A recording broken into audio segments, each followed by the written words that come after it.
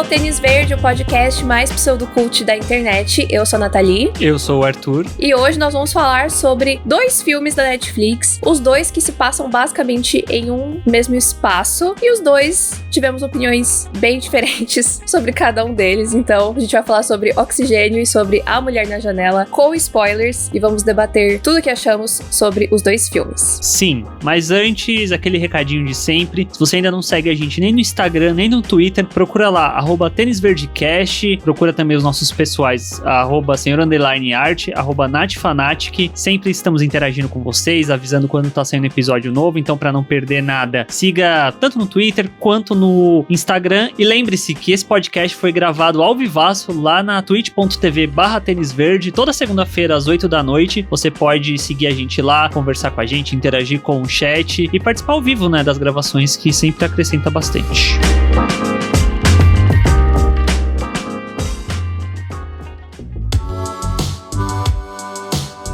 E o primeiro filme que a gente vai falar, decidimos começar falando de coisa boa, né? Filme bom. Oxigênio, um filme que chegou recentemente à Netflix, que é um filme dirigido pelo Alexandre Aja e estrelado pela Melanie Laurent. Melanie Laurent. Eu acho que é assim que fala, Laurent. Melanie Laurent, que ela é francesa. Porque ela é francesa. Essa foi a moça que fez Bastardos Inglórios, exatamente, Bia. Xoxana. Então, é estrelado por ela. Tem outros nomes no elenco, mas basicamente é ela, né? Porque como a Nath falou, a gente vai falar sobre filmes que se passam numa única locação, né? Num único espaço. E o Oxigênio, ele é num único espaço, tipo, literal, porque ele se passa dentro de uma única cápsula, onde a gente acompanha uma mulher que acorda, ela não lembra como ela chegou ali, só que ela quer sair dessa câmera de criogenia no qual ela se encontrava. E aí a gente começa a acompanhar todo o desenrolar dessa vontade, dessa necessidade dessa mulher, né, sair desse lugar que ela não consegue. Sim, na hora que a gente viu o trailer, tanto eu quanto o Arthur já ficaram super interessados no filme, justamente por ter... Eu acho muito interessante filmes que tem essa proposta, né, de ser focado em um lugar só, porque tem o potencial pra ser muito chato ou de ser muito incrível, né? E o Oxigênio, ele foi pro lado positivo. O filme, ele consegue trabalhar bem no espaço limitado, e muito disso, eu acho, é por conta do mistério, né? A personagem não sabe quem ela é, onde ela está, o que aconteceu, e a gente também não sabe, então a gente vai junto com ela descobrindo. Então o filme, ele é cheio de camadas, né, de informações que a gente vai pescando ali ao longo da 1h40, acho que tem o filme, né? Quase 2 horas, não lembro Ele agora. tem quase 2 horas, se eu não tô enganado. O que, se a gente para pra pensar, é uma duração até que longa, né? Pra um filme que vai se passar inteiramente numa única locação. E no caso desse filme, tipo, porque a gente fala uma única locação, às vezes a pessoa pensa, passa-se toda dentro de uma casa. Tem o filme do Tom Hardy, que é o Loki, que passa-se todo dentro do carro. Só que no caso do Oxigênio, é como se fosse um caixão, né? Tipo, ela acorda nesse caixão super tecnológico, criogênico, né? Que ela tava hibernando. E aí é justamente isso que a Nath falou. A gente vai acompanhando essa caixinha de mistérios, eu acho que dá pra chamar assim, que vai se abrindo, né? Tipo, ela precisa lembrar quem ela é, pra ela lembrar quem ela precisa saber onde ela tá, pra saber onde ela tá, começa a fazer um monte de ligação lógica, e eu acho que o filme faz isso de uma excelente forma, até porque ele tem 2 horas. Se em algum momento o filme desse uma desandada, eu acho que era fácil ele não voltar a ter um ritmo bom. Sim, eu acho que ele também não seria tão interessante de acompanhar, né? Eu tava muito preocupada de não ser legal, mas eu senti que o filme, ele me capturou muito rápido. Tipo, bem no começo eu já tava super intrigada, e eu acho que da metade pra frente, assim, eu nem percebi o tempo passar, porque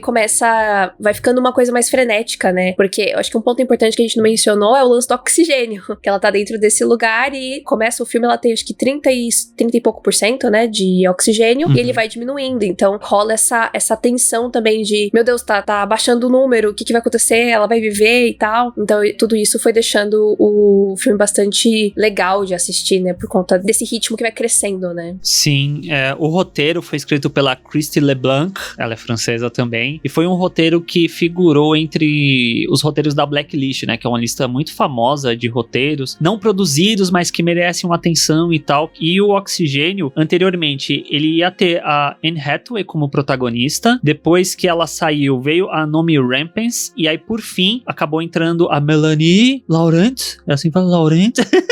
Desculpem meu francês péssimo, quando o Alexandre Aja assumiu a direção. E foi um filme que foi gravado lá no comecinho, quando começou a pandemia, né, em 2020. E isso do oxigênio que você falou, eu acho que é um ponto muito crucial pro filme, né, porque ele não abre devagar. Ele abre devagar, mas ele não abre devagar, no sentido de que ele já começa tendo um ponto de caos. Eu acho que dá pra falar assim, um ponto de, olha, você tem um tempo de minuto, as coisas têm que ser resolvidas rápidas, você não vai ficar aqui o tempo que você quiser até você descobrir as coisas. Já começa num ponto de conflito, né, porque ela tem esses 36% e é justamente o que a inteligência da máquina, né, que eu acho que acaba sendo um outro personagem dentro do filme que fica conversando com ela, ele fala, olha, se você respirar direitinho, aguenta tanto tempo, se você tiver essa respiração frenética que você tá agora, é menos tempo, então isso vai colocando essa carga dramática de tensão, né, durante o filme. Sim, com certeza. E é meio desesperador, né? Porque a gente tá olhando e pensa, tipo, minha filha fica calma, só que ela começa a ficar nervosa, só que eu acho que tem muito da gente também se colocar no lugar dela, né? Em vários momentos eu ficava pensando, tipo, como que eu agiria numa situação dessa? Será que eu ia conseguir ficar calma e pensar racionalmente? Ou será que eu ia ficar nervosa e ia começar a ficar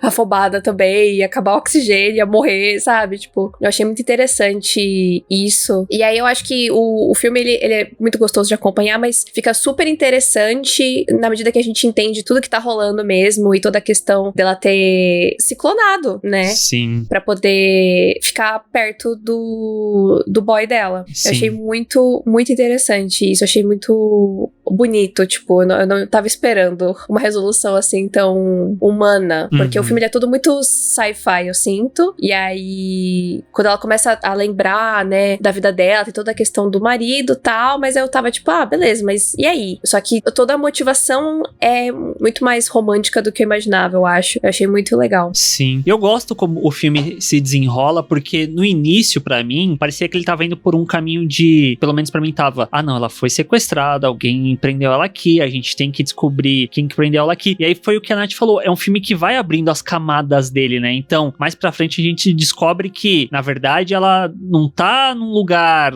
que pode abrir essa câmera, porque ela tá no espaço, ela tá indo pra um outro planeta pra colonizar esse outro planeta e tudo mais, e aí além disso tem essa outra camada, né, esse outro plot twist do fato dela ter sido clonada, né, que durante o filme eu gosto como isso é feito, que vai tendo flashes de memória, né, que ela vai relembrando de coisas do passado, e eu acho que o que eu mais gosto é quando a gente descobre que ela tá conversando com ela mesma. Naquele momento eu falei, eita porra! Isso eu achei muito de explodir cabeça. Sim, essa foi a minha parte favorita. Achei muito foda. Achei muito, muito, muito, muito, muito legal mesmo. Foi um toque muito especial, assim. De fato, tudo... Eu não tava esperando nada. Todas as revelações que foram acontecendo, nada eu previ ou achei previsível, tipo, tudo pra mim foi inesperado mesmo, porque eu também tava nessa mesma visão que você teve, tipo, de que ela foi colocada lá por alguém.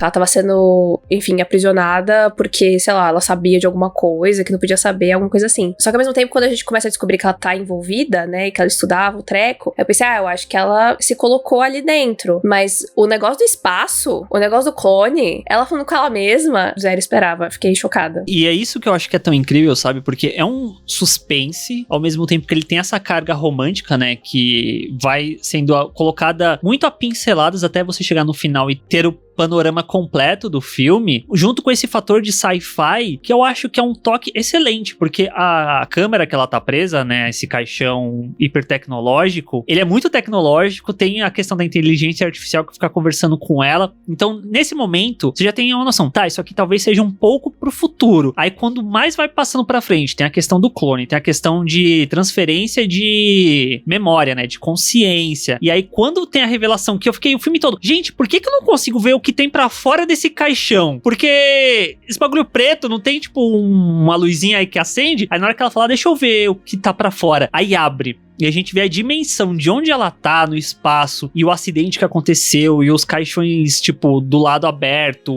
os mortos e tudo mais. E é um take que eu acho lindíssimo, né? Que sai dela olhando, vai se afastando, se afastando, se afastando e volta pro olho dela. Eu achei lindo demais. Belíssimo. A fotografia desse filme, ela é toda muito bonita, né? E pra um filme que se passa num único ambiente, que é muito fechado e muito apertado, como você falou, é diferente de uma casa, por exemplo, que tem vários cômodos. Ou você pode, sei lá, filmar de fora, tal. Aqui não. É um espaço muito pequeno, muito apertado e não tem pra onde ir. Então, eu acho que as soluções que eles conseguiram pra deixar o filme mais interessante visualmente foram muito legais. E isso ajuda também no ritmo do filme, né? Porque a gente não fica vendo uma mesma imagem. Eles estão sempre tentando trazer ângulos novos. Teve um outro momento também, quando ela liga pra mãe, que aí aparece, a gente vê ela deitada de lado e a câmera vai se afastando, então fica tipo uma faixinha de luz, que é ela, e em volta tudo preto.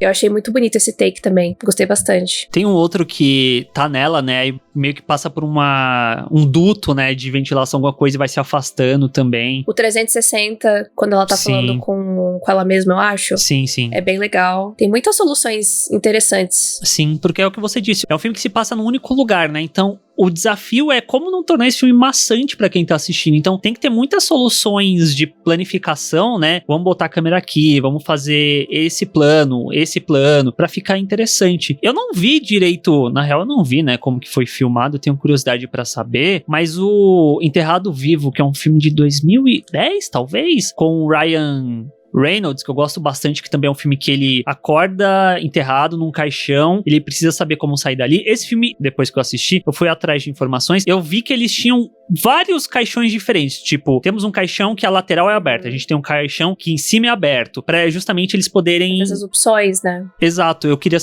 gostaria de saber como que eles fizeram em relação ao oxigênio, né, porque é um caixão tecnológico, então talvez não seja tão simples assim, né, de, só tirar uma parte e gravar, eu não sei direito como poderia ser feito. Eu acho que pode ser sim.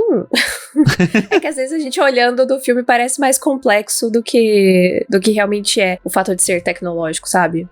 Justo. E eu acho que ainda por cima o filme ele coloca esse toque também muito comum de ficções científicas sobre humanidade, né? O que é você ser humano e todo esse lance dela ter sido clonada e quando ela vê que ela foi clonada, mas que ela tem aquele sentimento pelo boy, né? Pelo Leo. E como é curioso pra ela de tipo, eu nunca te vi, mas eu te amo, eu tenho esse sentimento por você, eu lembro de toda a nossa vida juntos e a gente nunca viveu. Eu achei isso muito bonito mesmo. Sim, é bonito e é melancólico ao mesmo tempo, né, porque entra muito nessa discussão que ficção científica traz mesmo, né, do que é ser humano, o que é a humanidade. Tipo, ela é um clone, ela tem as memórias que não necessariamente são dela, mas ao mesmo tempo são porque ela é um clone daquela pessoa, mas ao mesmo tempo ela é uma pessoa própria. E tudo isso eu acho que traz uma discussão muito profunda, né? Que não necessariamente eu diria que o filme se aprofunda, mas ele deixa reverberando na nossa cabeça depois que ele acaba. Sim.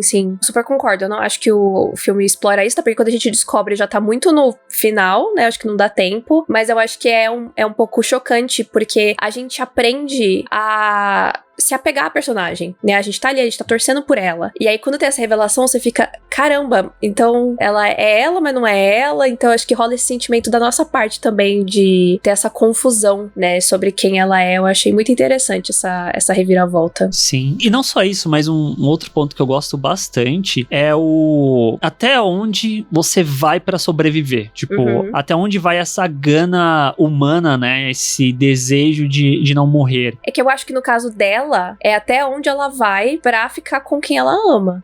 Eu não sinto que ela fez isso porque ela queria viver, mas porque ela queria estar com ele.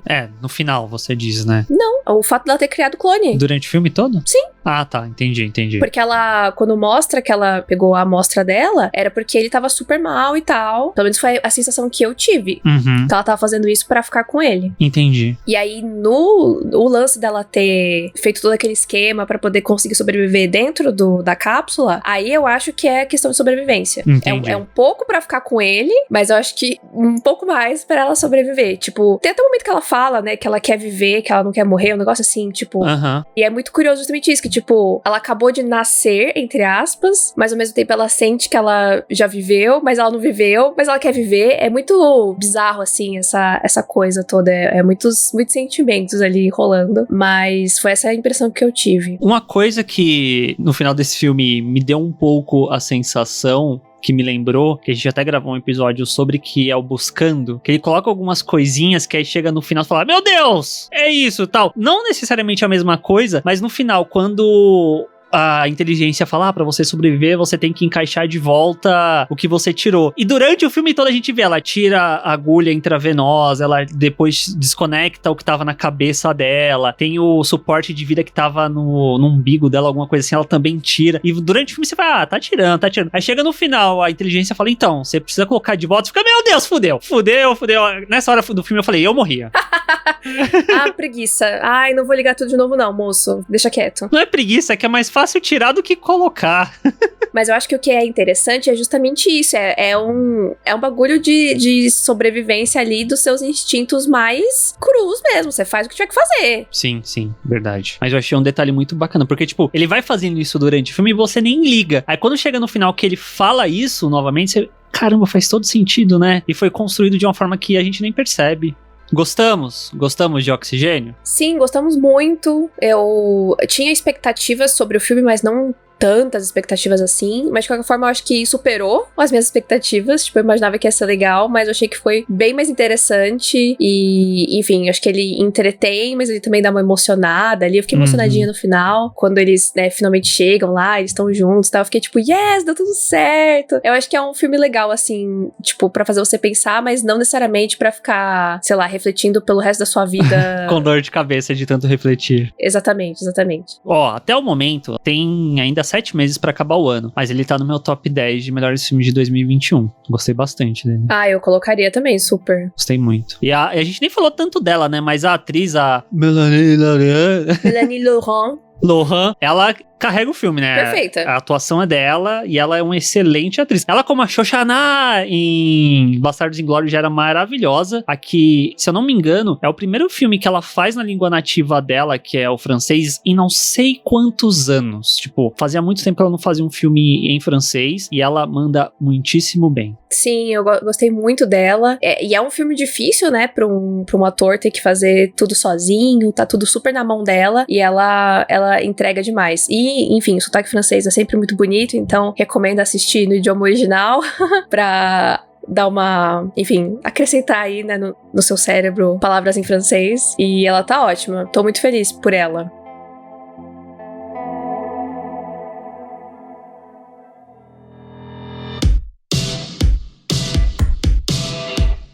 Agora vamos falar dele, o famigerado A Mulher na Janela. Esse filme que tá aí numa luta pra ser lançado já faz muito tempo, né? Era pra ele ter sido lançado em 2020. E aí, enfim, vocês sabem, pandemia e tudo mais. E aí, eventualmente, a Netflix acabou comprando, né? De quem que era? Da Fox? Sim. A Netflix comprou, então foi garantido o lançamento, mas já existe muitos boatos em relação a esse filme. Boatos negativos, né? Sobre a qualidade desse filme. Mas enfim, né? A gente precisava ver para saber e realmente é complicado. Pra quem não conhece, a história é uma adaptação de um livro, né, também chamado A Mulher na Janela, do autor A.J. Finn, que é um pseudônimo de um cara que eu esqueci de pegar o nome, mas o cara tem várias polêmicas, ele é, tipo, mentiroso patológico, não vamos entrar muito nessa questão. Eita!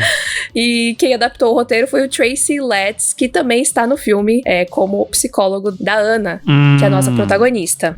Interpretada por ela mesma, Amy Adams, coitada. Em busca do Oscar. Em busca do Oscar eterno, que não vem e que sempre se mete nos projetos duvidosos, né? Mas, assim, A Mulher na Janela tinha muito potencial. Por quê? A história do livro e do filme vai contar sobre essa mulher, a Anna Fox, que ela sofre de agorafobia, que é uma fobia, né? É uma crise de ansiedade, digamos assim, que a pessoa desenvolve por espaços abertos e desconhecidos, né? A pessoa, ela acaba ficando dentro de casa porque é onde ela se sente segura e tudo mais, e quando ela sai de casa, ou ela vai pra um lugar que ela não conhece e que é muito aberto, entra em pânico, né? Tem crises de pânico. Então a Anna, ela tá dentro de casa já faz muito tempo e, através da janela da casa dela, ela fica curiando a vida dos vizinhos. E aí, em algum momento, ela vai ver uma coisa que não é muito legal, que é um assassinato. E aí ela vai ter que provar para as pessoas que o que ela viu é verdade. Como o Horacir falou aqui no chat, tipo Janela Indiscreta. Sim, aparentemente isso foi uma grande inspiração pro autor do livro, até porque a Anna, ela também tem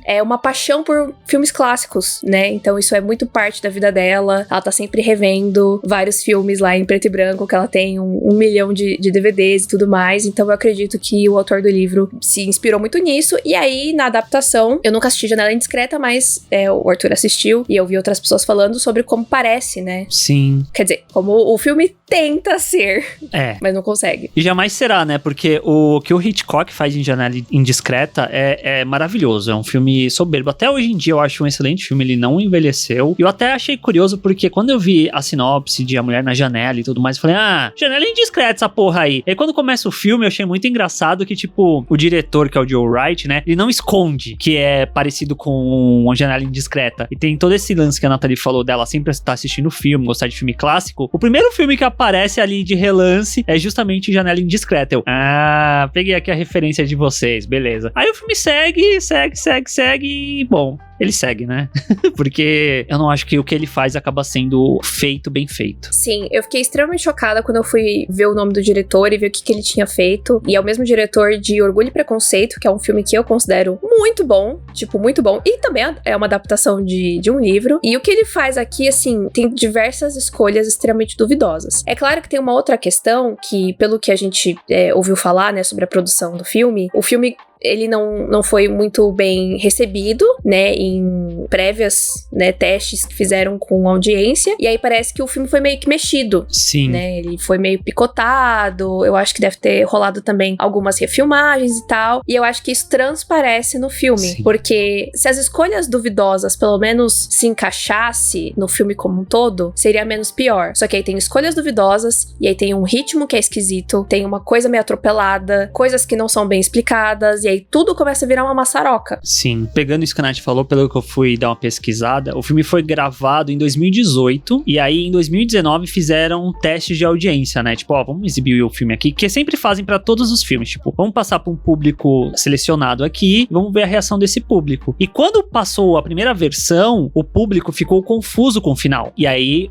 o filme foi adiado para 2020, passou por um processo de regravações e uma nova montagem. Só que eu acho que isso que a Nath falou faz muito sentido. O filme parece que ele perdeu elementos que ele tinha, talvez, no original, e aí fica essa coisa meio desconexa que a gente vê, que parece que tem elementos que foram tirados e outros que foram regravados que não fazem sentido com o que a gente estava acompanhando. Então fica um filme que parece uma coisa no primeiro ato, vira outra coisa no segundo ato, e quando chega no clímax é uma coisa totalmente diferente que não foi construída. E aí fica uma maçaroca gigantesca, tipo, gente, não é possível que depois que gravaram, remontaram, alguém viu e falou, gente, isso aqui tá ruim.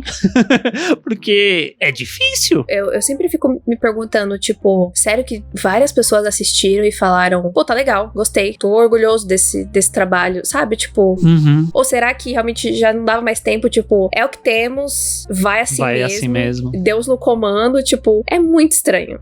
Mas será que não seria o caso de, visto que, sei lá, a Netflix comprou os direitos, de tentar voltar à versão original do filme? Eu tenho as minhas dúvidas sobre o quanto a Netflix se importa. É verdade. Essa é a verdade. Eu tenho as minhas dúvidas. Acho que a Netflix pensou, tipo, adaptação de livro, legal, não tem onde passar. Amy Adams, dá isso aí. Toma esse dinheiro aqui, dá esse filme aí, taco aqui, tá ótimo. Um filme a mais pra gente colocar na nossa lista de um filme por semana. Justo. Pra mim, a Netflix é assim. Isso que você falou, ninguém viu e achou ruim, dada todas as devidas proporções, pessoal, quando eu fiz faculdade de cinema, que eu fazia os curta, eu montava os curta, eu ficava, mano, tá uma merda isso daqui. Tipo, eu tinha noção da merda que eu tava fazendo. Não é possível que uma equipe gigantesca olhou o filme e falou, é isso, vai isso daí mesmo, porque eu acho que a Nath leu o livro, eu não li, mas eu sinto que talvez seja um desperdício de potencial que esse filme tinha, né, pra contar uma história. Sim, com certeza. Eu vi muitas pessoas, quando eu postei no Instagram que eu tava lendo o livro, várias pessoas vieram falar comigo, tipo, nossa, eu gosto muito desse livro, nossa, esse livro é muito legal. Eu não achei o livro tão incrível assim, tipo, eu acho que ele é ok, até porque eu não sinto que tem nada demais, mas ele é muito interessante. Então, eu pensava que o filme ia ser melhor que o livro, que ele ia pegar as melhores coisas do livro e ia cortar um pouco fora as coisas que não são tão interessantes e aí ficar, tipo, o supra-sumo, entendeu? Do que era positivo. E no final das contas foi totalmente o contrário, tipo, eu acho que tudo que tem de desenvolvimento em relação à personagem principal, em relação às pessoas que estão à volta dela, o próprio mistério, tudo isso não tá no filme. E aí as coisas não colam. Sim. Né? As informações acabam não fazendo muito sentido e aí eu fiquei com a impressão de que quando chega no final, a solução, ela é do jeito que é, porque tinha que ser. Eu concordo. Que que é uma coisa que a gente reclamou em O Legado de Júpiter, que é aquilo, se você tá contando uma história de mistério, alguma coisa assim, você tem que levar a gente, espectador, junto por esse mistério. Você tem que dar elementos, né, que você entenda pra onde o filme tá indo, e por mais que, sei lá, você não pegue a revelação, no momento que ela acontece, você fala, tá, você construiu com elementos que ficaram no meu subconsciente, que eu entendi pra onde você foi. Só que a Mulher na Janela não faz isso. Na hora que teve a revelação lá do assassinato, quem era o assassino, eu dei risada, porque eu falei, gente, de onde saiu isso? Eu fiquei bastante triste, porque a revelação do final foi, pra mim, a melhor parte do livro. Porque foi exatamente essa sensação que eu tive, que você falou. Eu não esperava, mas fazia total sentido. Tava tudo ali. E, inclusive, é um momento bem expositivo do livro, de tipo, o menino começa a abrir a boca e ele conta tudo. Ele explica tintim por tintim tudo que ele fez ao longo de todo aquele tempo e conecta todos os pontos. Não é que nem no filme que o David conta uma parte e depois ele complementa. Tipo, é ele mesmo que fala tudo pra Ana. Então, eu gostei muito.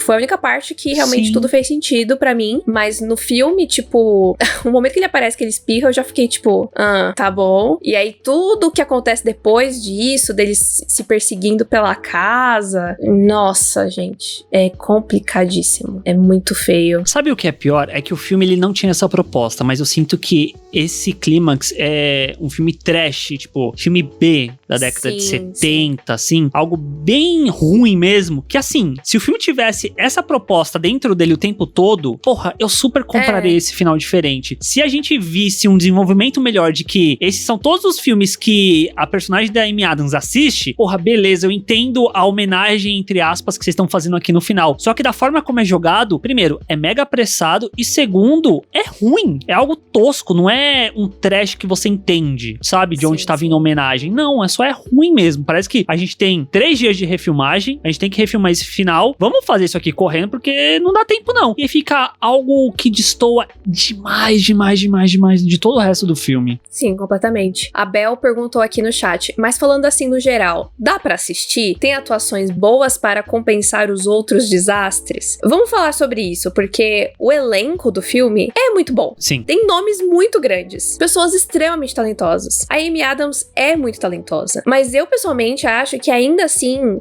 não compensa. Tipo, o filme é muito dela, né? Ela carrega bastante o filme, mas eu não sinto que ela tá fazendo nada que seja tão grandioso assim, tão espetacular assim, tão tipo, meu Deus, nunca vimos a Amy Adams. Não, a gente já viu a Amy Adams bem melhor do que isso. Sim. Então eu acho que compensa. Eu sinto que ela tá no automático, certo nível. Sim. E os outros atores... coitados, é o que eu tenho a dizer. O Gary Oldman, pra mim, ele tá num nível, assim, de exagero, que pra mim não colou. Eu acho que faltou uma crescente no filme, sabe? Tipo, de começar a coisa um pouco mais de boa, e aí a tensão entre as casas, né, entre os vizinhos, começasse a aumentar. Mas pra mim, no primeiro momento que o Gary Oldman aparece, ele já tá meio puto, meio gritando, meio assim, tipo, sei lá, me incomodou bastante. O pobrezinho do Wyatt Russell, né, o nosso querido John Walker, do Falcão Cidade Invernal. Eu acho que ele até teve bastante espaço, mas também tem uma outra hora que eu achei que ele tá mega exagerado. Não sei, eu achei que de uma forma... Eu não sou uma pessoa que necessariamente entende muito sobre direção de atores. Mas assistindo esse filme, na hora eu fiquei com a sensação de que foi uma péssima direção de atores. Sim, então é isso que eu acho estranho, porque o Joe Wright, ele é um bom diretor, né, que puxa atuações, porque ele que é o diretor de Orgulho e Preconceito, né? Tipo, é um filme que tem boas atuações. O Destino de uma Nação, que é o filme lá que também tem o Gary Oldman, então ele trouxe o cara com quem já tinha trabalhado. É um filme que também tem boas atuações. Gary Oldman ganhou o Oscar, né, por causa desse filme. Sim. E aí aqui dentro desse filme parece que o pessoal tá, não sei, é muito estranho. É muito teatral, né? Só que não de um lado positivo. E isso é teatral num nível que me incomoda, porque a Amy Adams é uma atriz que tá num tom, e eu sinto que todo o resto do elenco tá nos 3, 4 tons acima dela. E aí isso já destoa muito, cria momentos extremamente deveriam ser momentos incômodos, mas pra mim soa momentos de vergonha alheia pelo fato que todo mundo é mega agressivo nesse filme a troco de nada. Tipo, a troco de nada. Tirando o policial lá do Brian Terry Henry, que ele é o mais comedido ali de todo mundo, parece que qualquer personagem ali, a troco de nada, vai dar um tapa na cara da Amy Adams porque sim. Tipo, vai ser escroto porque sim. A outra policial que tá com ele é escrota porque sim. Toda hora tava, gente, por que vocês são assim o tempo todo? Qual que é o motivo disso? O que me leva a uma cena que eu achei patética, que a Amy Adams vai ter uma revelação do que aconteceu e todo mundo fica, tipo, enfileiradinho, tipo, lado a lado, todo mundo com as mãozinhas pra baixo, olhando pra frente. Eu falei, o que tá acontecendo nesse filme? Cadê o diretor? Cadê o Joe Wright pra chegar e falar, gente, vamos ficar mais natural? Porque do jeito que vocês estão, parece que a gente tá literalmente encenando. Não parece que a gente tá atuando. Tipo, entende a diferença? Não é... Sim. Aquilo que você assiste, você releva. É aquilo que você olha e fala, isso não é natural. Em defesa da policial, que até a Bia comentou aqui, essa outra policial. O problema é que todo mundo tá muito puto com a Amy Adams, entendeu? Porque a policial faz sentido. Porque o detetive Little, ele é o good cop e a outra, que é a Val, eu acho o nome dela, é a bad cop. Então ele é muito pacífico, ele super, sabe, ele sempre fala com muita calma com a Ana, sabe, ele é todo tranquilo. E a Val, ela, tipo, ela não tem tempo pra isso, ela acha que a mulher tá mentindo logo de cara, tal, é o jeito dela, a personalidade dela. E dentro da história, pra mim, fez sentido. Só que começa a ficar muito distante no filme, porque tá todo mundo muito extremo e... não tem níveis, né? Sim. As primeiras interações já são muito extremas. Então, ficou muito esquisito pra mim no filme. E, além disso tudo que a gente tá falando, um ponto que me incomoda bastante, que eu acho que foi meio que um serviço, não só ao livro, mas a pessoas que, de fato, sofrem com agorafobia, é que eu acho que o filme, ele não deixa claro o que é, como funciona e o que ela tá sentindo, por que é tão grave, por que ela não sai de casa? O que acontece se ela sai de casa? Eu acho que tudo isso ficou muito en passant. E pra mim o filme ele foca muito mais no assassinato e no mistério do que necessariamente desenvolver os personagens, a personagem. Tipo, o filme é dela porque a gente tá acompanhando ela o tempo todo, mas tipo, eu acho que ainda falta profundidade. Acho que dava pra ir muito além nessa personagem, porque ela é de fato uma personagem muito complexa no livro. Sim, porque eu não li o livro, mas vendo só o filme, eu não sinto uma tridimensionalidade nela, eu não sinto um desenvolvimento. E isso dela ter agorafobia, foi até que eu conversei com a Nath depois que eu terminei de assistir o filme, pra mim não precisava ter. É um elemento que, se tirasse do filme, não faria diferença. E eu acho que isso é muito problemático se você coloca a personagem tendo isso, né? Se ela não tivesse, não faria diferença. Tipo, pra que tem, então? Vamos tirar esse elemento se a gente não vai desenvolver ele de uma forma consciente, de uma forma responsável. E eu acho isso muito problemático. Inclusive, tem uma outra cena perto do final do filme, que ela vai se suicidar, que eu vi muitas pessoas no Twitter, principalmente, falando o quão perigosa essa cena é, tipo, e irresponsável também por parte da Netflix de não colocar um aviso no começo de possíveis gatilhos com esse filme. Concordo super. Porque, pelo jeito, não é só pela sequência em si, mas também pela duração da sequência, pela forma que ela faz, que ela tá fazendo um testemunho final, tudo isso é extremamente gatilho pra pessoas que sofrem de depressão, que têm essa tendência a suicídio. Então, é muito complicado como o filme consegue fazer um serviço por um lado e ser irresponsável pelo outro. E é uma coisa que eles extrapolaram, porque no livro não tem esse lance dela fazer esse vídeo. Tipo, fica subentendido através do fato de que ela tá separando vários remédios e tal, que ela tá considerando, mas em nenhum momento ela fala isso em voz alta e não tem esse lance do vídeo, nada. Então, tipo, essa foi uma das cenas que eu fiquei. Essa cena é longa demais e a gente poderia estar aproveitando esse tempo pra alguma outra coisa que ia de fato acrescentar pra personagem, acrescentar pra relação dela com a família dela, sabe? Acho que tudo isso faltou, e até a relação que ela acaba criando com os Russell. Porque, por exemplo, no livro tem momentos que ela tenta sair de casa por causa disso. Porque ela quer ir atrás da Jane, entendeu? Ela vê que a Jane tá na rua, ela não sabe pra onde ela tá indo. Depois a gente descobre que é numa cafeteria. E ela vai atrás. E ela tá lá com guarda-chuva e ela tá, tipo, quase desmaiando no meio da rua por causa da agorafobia. Mas você entende o tanto que ela tá engajada nisso, no ponto dela tentar sair de casa. E sei lá, eu acho que o filme ficou nessa, tipo, não, a gente vai fazer tudo dentro de casa, porque a gente é muito diferentão, porque a gente conta a história assim. Mas eu acho que faltou isso também, sabe? De mostrar até onde a Ana tava sendo afetada por essa história e tudo mais. E a fobia dela faria sentido. Sim. Né? Estar na história. Teria um peso, né? Sim. Uhum. E não só isso, mas até pegando isso que você falou, se a gente pega o Oxigênio que a gente comentou agora há pouco, a gente elogiou muito a fotografia, né? Como eles são inventivos em trazer planos, não deixar o filme cansativo nem nada. O fato dela ficar o tempo todo dentro de casa também não tem peso nenhum pra mim dentro da história. Não é como se a fotografia do filme ajudasse também nisso. É totalmente desinteressante. E até puxando o que você falou do livro que ela sai, a gente acompanha ela saindo pra ver até onde ela tá indo. O clímax do filme, quando ela sai lá pro terraço, não traz nenhum peso do fato dela ser agorofóbica, né? Tipo, ela sai, ai, tô aqui fora, beleza. E a coisa continua acontecendo. Nem nesse momento eles aproveitam pra desenvolver isso. Sim, não tem um impacto. Foi o que eu te falei, eu senti muita falta de ter algum momento de alguma câmera através dos olhos dela. Tipo, a gente não consegue entender o que de fato passa na cabeça dela quando ela tem uma crise de pânico, sabe? Eu acho que esse momento do finale, do grande finale, era um momento muito bom pra usar isso. E aí eles resolvem fazer uma cena de ação, entre grandes aspas, muito tradicional, muito ruim, muito tosca. Sim. Muito exagerada e que, assim, não teve nenhuma pessoa que eu conversei sobre esse filme que não falou, puta, mas esse final, né, caramba, essa cena é muito esquisita. Nossa, é muito estranho. Nossa, eu dei risada. Tipo, sabe, é um senso comum. O cara enfiando os ganchos na cara dela, fala, gente, o que tá acontecendo? Tipo... E de novo, não tem isso no livro. Porque assim, eu sou super pró de mudar as coisas do material original. Uhum. Tipo, enfim, às vezes o livro, ele foi feito no momento que, sei lá, o autor não pensou naquilo. E aí o diretora do filme pensou, e aquilo, tipo, tem a ver, vai encaixar, vai acrescentar. Só que não, é só um bagulho, tipo, desnecessário, pra nada.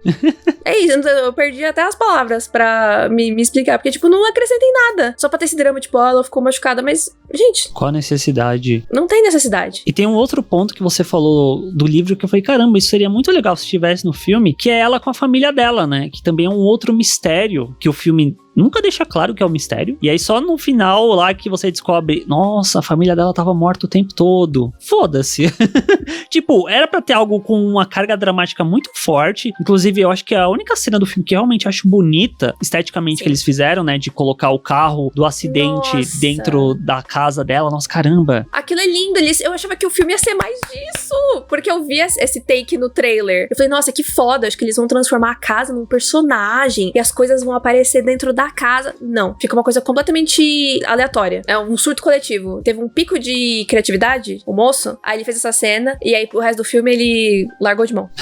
É muito estranho, porque você falou, né, que no livro tem toda a questão com a família, que é desenvolvido, né, até o ponto que a gente sabe que a questão da família tá diretamente ligada com o fato dela ficar em casa, dela não sair de casa, por causa do acidente que aconteceu, que o marido e a filha morreram, só que eles ficaram dias dentro desse acidente, dentro do carro capotado, sem sinal nenhum na região, ela não sabia onde ela tava, e isso tudo não tem no livro, tipo, no livro dá a entender Sim. que aconteceu o acidente e pronto. Por causa disso, ela não sai de casa. No livro não, no filme. No filme, isso, desculpa. Sim, no livro é um pedaço bem considerável do livro, que você vê tudo que tá acontecendo antes do acidente, durante o acidente e todo o tempo que ela ficou lá, no meio do nada, né, num espaço aberto, cheio de neve, vendo os dois desacordados lá e não conseguindo ajudar. E aí no filme é só a revelação mesmo, sabe? Eu não senti que teve tanto impacto, porque assim, pra mim, no livro, eu tinha certeza absoluta que eles estavam mortos. Uhum. Do começo do livro eu já tava, eles não estão ali, eles estão mortos.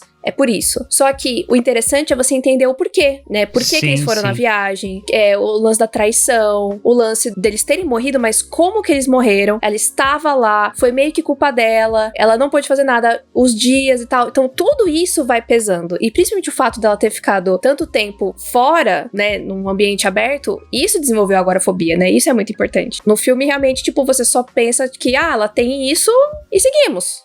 Não tem muito uma ponte, né, entre os dois acontecimentos, né? Então ficou um pouco jogado, apesar de eu também ter achado a cena bonitinha e tal. Anthony Mackie, perfeito, nunca errou, coitado, merecia mais também nesse filme.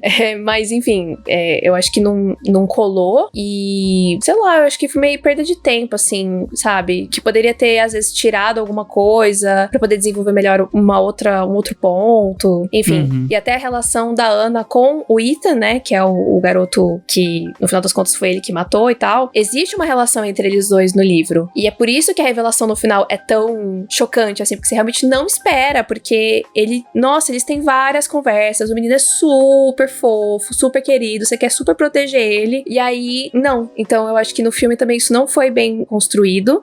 Isso ficou faltando muito pra mim, eu acho que deveria ser o foco, né, porque ela fala que ela trabalha com crianças, com jovens, eu acho que isso deveria ser desenvolvido, até mesmo em parte que eu acho que falta, que era ela projetar nele a filha que não é presente, tipo, vou cuidar de você, vou te ajudar. Isso eu acho que seria muito interessante, até mesmo pra chegar na revelação, porque Sim. Parando pra pensar aqui, eles devem ter 4 interações no máximo no filme, sendo que a última é a revelação, uma delas é ela gritando com ele pela janela, e aí, do nada, o Gary Oldman entra lá, você está tendo uma relação com meu filho, uma mulher de idade. Gente, de onde tá saindo isso? E a hora que ele puxou, essa hora deu até um grito, ele puxou o menino, tacou o peteleco na orelha do menino, tacou ele na parede, eu falei, gente do céu, ele não era agressivo assim, tanto assim com o filho, mas tudo bem, né? Não, mentira, é que o menino mentiu pra ela. Ele fala que o pai bateu dele, mas na verdade não bateu, porque ele é um psicopata. E em cima de tudo isso, o outro ponto que me incomodou muito é que não explicaram também a própria motivação do Ethan. Parece que ele só é assim e ele mata pessoas. E é assim. Enquanto no livro tem toda uma explicação da criação dele. Porque no filme eles falam que o Gary Oldman é o pai dele, biológico, só que não é no livro. Na verdade, a Katie, né, a mãe biológica dele, ela tinha vários parceiros e tal, e ela tinha problemas com drogas e tudo mais, e aí ela não conta pra ele quem é o pai. Só que quando ele é pequenininho, né, antes dos 5 anos, ele viveu com a mãe e ele presenciou vários abusos que ela sofreu com namorados e tudo mais. E ele também, tipo, chegou a apanhar desses namorados, etc. Então, ele começa a desenvolver esse trauma bem pequenininho, bem pequenininho. E aí, ele é tirado da Katie e ele é colocado pra adoção, e aí ele é adotado pelos pais, pelos Russell, né? Então, o fato dele ter matado a mãe biológica dele é porque ele carrega esse trauma e essa raiva de quando ele era pequeno. E ele pergunta muito do pai, e ela não quer falar quem é o pai, e isso começa a crescer dentro dele, começa a ficar mais bravo, e aí ele se torna um psicopata por conta desse trauma de infância. E eles não explicaram isso, que é um ponto que eu acho que é muito importante. Caramba. Porque só parece um negócio tipo, um belo dia, ele ficou de saco cheio e ele resolveu matar a mulher lá que trabalhava com o pai, depois matou a mãe, agora vai matar a Ana, matou o David, gratuitíssimo. No livro, o coitado vive. Nossa, gente. Matou o Wyatt Russell a troco de nada. É que ele tinha assistido Falcão e Soldado Invernal. Você não é o meu Capitão América! Mas enfim, tipo, que desastre que é esse filme. Nossa. Por isso que eu fiquei com a sensação de que o filme ficou muito mais focado de assassinato, não sei o quê. Porque o moleque saiu matando todo mundo. E é umas paradas que eu acho que não acrescenta em nada. Parece que o David só morreu pra ficar a poça de sangue pra ela escorregar ali depois. Tipo, gratuitíssimo. E é o que a Bia falou aqui. Nossa, podia ter algo disso no monólogo do garoto. Sim, gente, 5 minutos a mais no filme pra ele contar a história dele. Pronto, rapidão. Eu falei que o Oxigênio estava no meu top 10 até o momento de melhores filmes de 2021. E eu acho que Mulher na Janela tá entre os piores. Não porque ele seja um filme ruim em todos os sentidos, mas no que ele mais deveria se focar e no que ele se propõe a contar, ele não conta bem. Sim. Porque não é um filme que é mal feito, tipo, sei lá, tecnicamente. Ele é normal. Sim. Só que, considerando a circunstância, ele poderia ser muito melhor, que foi o que a gente falou do Oxigênio. É um lugar super limitado e o filme consegue ainda entregar visuais lindos. Aqui, eles tinham muito mais liberdade. Eles têm uma casa inteira. Cada andar da casa tem uma cor diferente de cortina, sabe? Tipo, dava pra fazer várias coisas legais. Eles não fazem nada. O máximo que eles fazem é aqueles takes quando ela tá dormindo na frente da televisão. E aí tá o foco nela e tá o foco no fundo também. Tipo, foi o máximo que eles foram. E o carro na neve dentro da casa. De resto, eles só falaram, gente, tô aí. Acho que eles pensaram, a Amy Adams é boa, ela vai segurar o filme. É a sensação que eu tenho. Então, eles não tem nada demais visualmente, mas também não é tipo, nossa, meu Deus, super mal filmado. Não, ele só é normal. Sim. E aí, o que tinha que prender a gente é justamente a história. Agora, você fica preso pelo filme, que você fica, onde que vai dar? Onde que vai dar? Onde que vai dar? E não dá em nada, tipo, dá em algum lugar, mas é um lugar que você fica tipo, então tá bom, né? E eu acho que, tipo, é um filme que é muito pragmático no que ele quer contar, e principalmente eu sinto que todas as revelações dele, no final, eu fiquei dando risada, tipo, eu não acredito nisso, com o meme do palhaço. Eu tô me pintando de palhaço aqui, que eu assisti esse filme aqui que não me levou pra lugar nenhum. Eu esperei esse tempo todo pra isso. É, exatamente.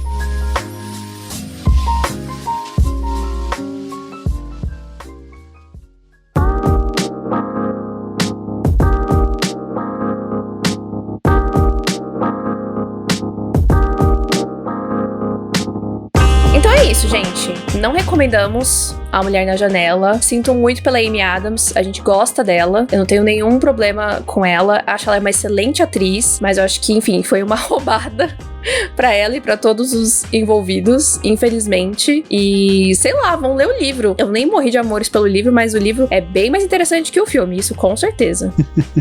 Você passou a gostar mais do livro depois do filme? Sim, com certeza. Com certeza eu gostei mais do livro depois que eu vi o filme. Siga a gente no Instagram, no Twitter, @tênisverdecast, @natfanática, @senhor_art. Diga pra gente o que você achou dos dois filmes, se você já assistiu Oxigênio, A Mulher na Janela. Se você assistiu Mulher na Janela, meus pêsames, uma pena. Você perdeu esse tempinho na vida aí, podia ter visto coisa melhor. Mas você escutou a gente até aqui, ficamos muito felizes. Convidamos vocês a virem para twitch.tv/tênisverde, gravação toda segunda-feira às 8 da noite, boletim do hype toda sexta às 8 da noite também. E nos vemos na semana que vem. Nossa, tomara que melhor. Pelo amor de Deus, a gente precisa falar de coisa boa. Tem Oxigênio, mas tá difícil essa sequência de episódios, gente. Vem aí. Tchau! Tênis verde, tênis verde, tênis verde. Caca crying.